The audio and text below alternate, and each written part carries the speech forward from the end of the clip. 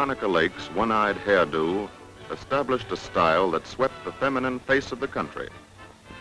Veronica's witch lock received the stamp of approval from young girls the country over. In a changing world, however, a change of hairstyle was indicated. Not bad on a dance floor, perhaps, but this Lake's eye view is entirely out of place in a war production plant. Valuable time is lost on a futile gesture. Uncontrolled hair will never stay in place. The operator is exposed to the constant threat of hair caught in the machine. In addition, the rhythm of precision work can be seriously upset, resulting in faulty work.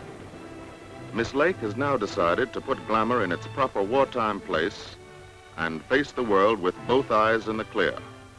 Her hair is out of the way, combed in a simple but becoming fashion.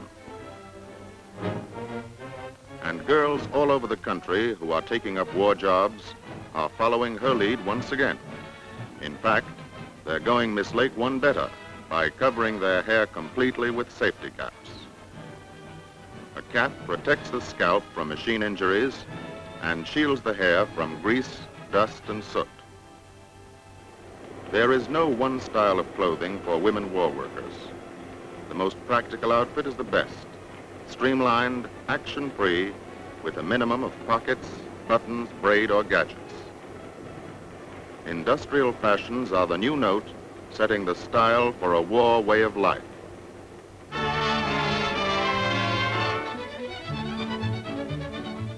American factories are busy making rifles.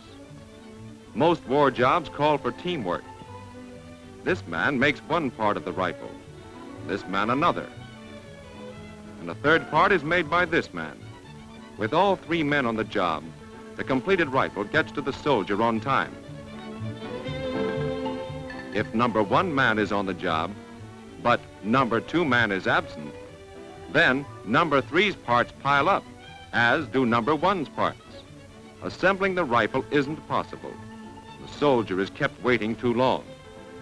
That's why our war workers consider themselves part of a team and are on the job every day making weapons for American fighting men.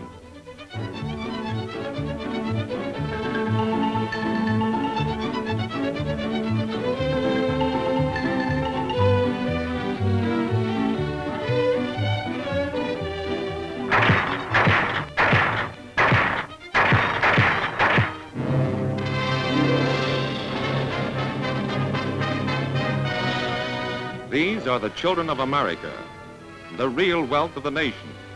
As more and more women go into our factories, the problem of caring for these children is studied by local communities as well as state and federal officials.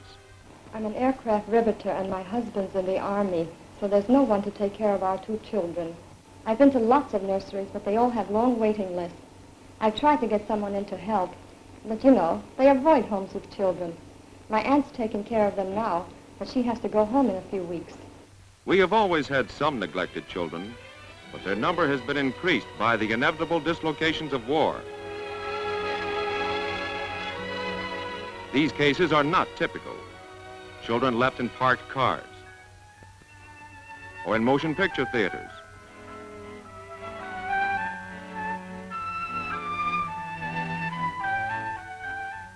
Or locked up in flats.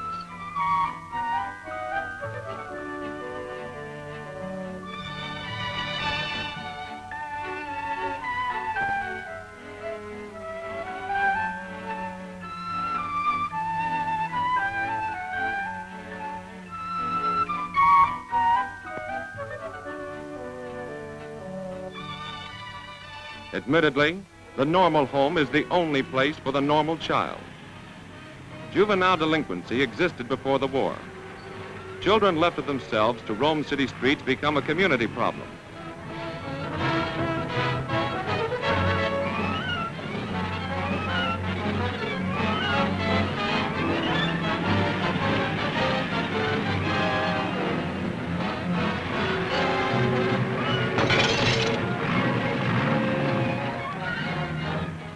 As a judge in the children's court, I see that delinquency is on the increase here as it is in every country at war.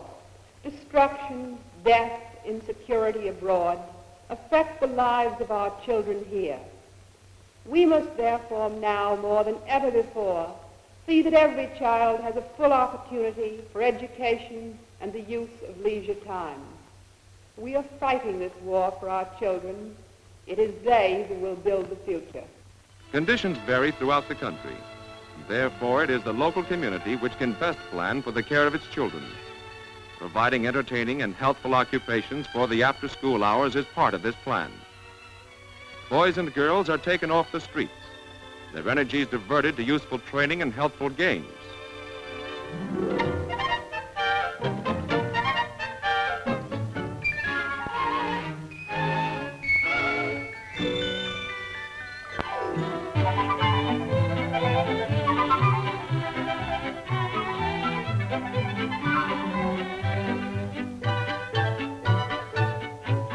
To some of our war workers and their children, trailer camps represent home.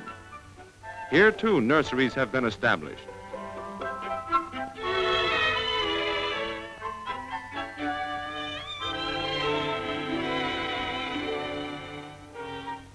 For children under school age, many communities have found the answer in all-day care.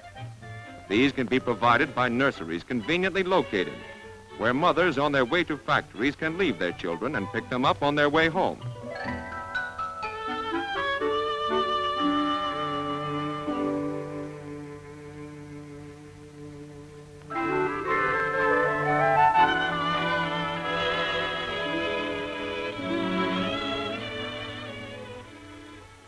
We need more women, volunteer and professional, to take care of our children.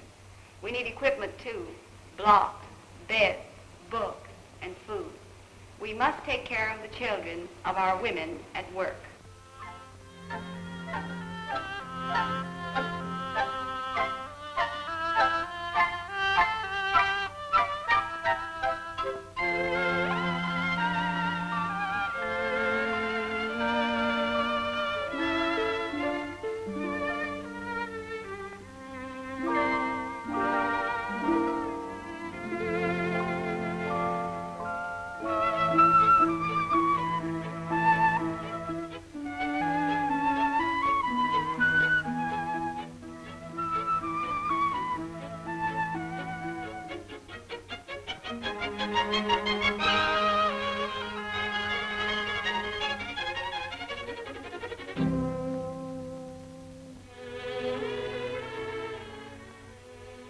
It's no easy job learning how to take care of children, and it isn't something you can do overnight.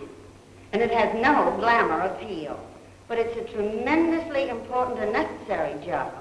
We cannot let our children become casualties of war.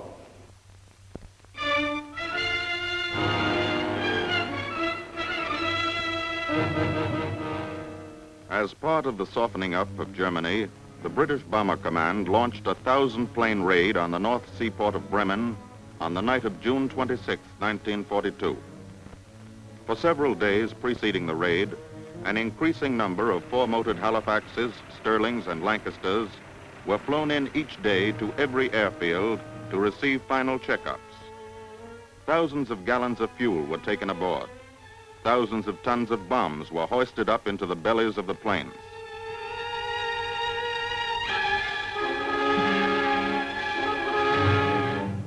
Emergency rations, tin juices, clips of cartridges, as well as homing pigeons are regular equipment. A disabled plane releases a pigeon to report its location. Tonight's objective is of equal import, not only to the enemy's schemes of conquest, but also to his ability even to defend himself against the final loss of the United Nations. Lubeck, Rostock, Cologne, Emden, the score mounts. Next on your list is the target for tonight. The eyes of the world are on it and on you, whilst the enemy wildly apprehends. You now know precisely the next item on that list. Cross it off.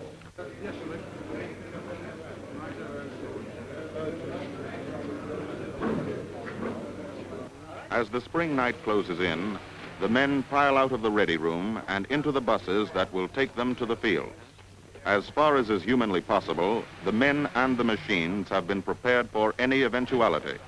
Pilots, bombardiers, radio men, navigators are all veterans of many other operations.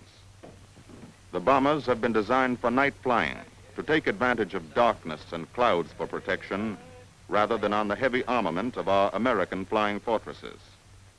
From 8 to 10 tons of bombs are carried in the bomb bays of each plane. Experience has proved that the sheer weight of 1,000 planes over a target, no matter how heavily defended, can saturate those defenses, and that the mutual protection afforded each plane by its neighbors effectively cuts down the losses.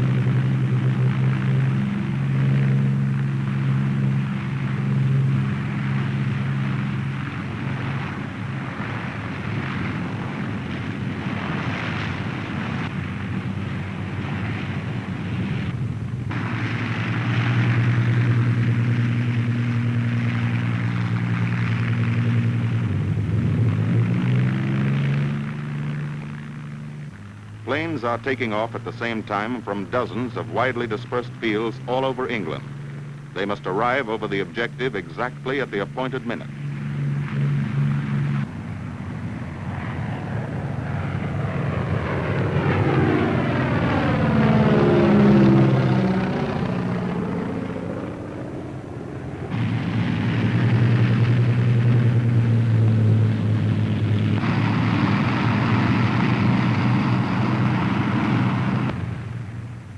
Within 75 minutes, the 1,000 planes made their bombing runs over Bremen, an average of 14 planes a minute. Because of the great height from which the film was taken, each blazing fire appears only as a pinprick of light on the screen.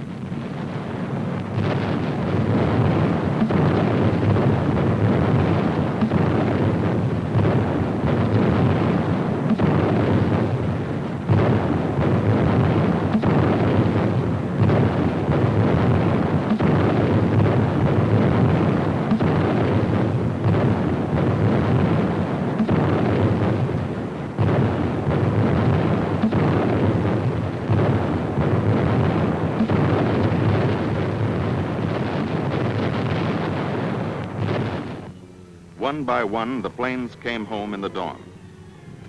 5% failed to return from the raid. With the United States Army Air Force taking over the high-flying, precision daylight bombing, and the Royal Air Force the heavy, slugging night raids, Germany's ports, transportation system, and industrial centers are receiving a thorough, round-the-clock punishment that is playing an increasingly important part in the whole United Nations offensive against the Axis.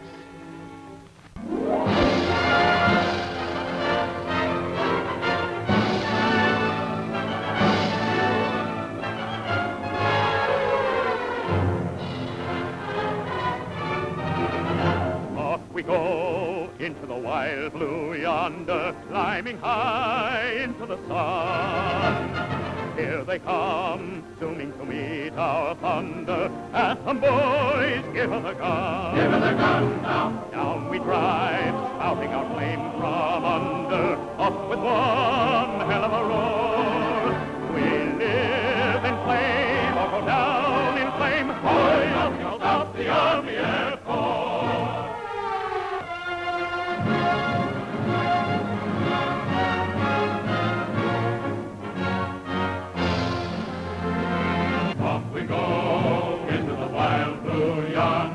Climbing high into the sun. Here they come, zooming to meet our thunder. Atom boys, give us a gun. Down we dive, outing our flames from under. Off with one hell of a roar.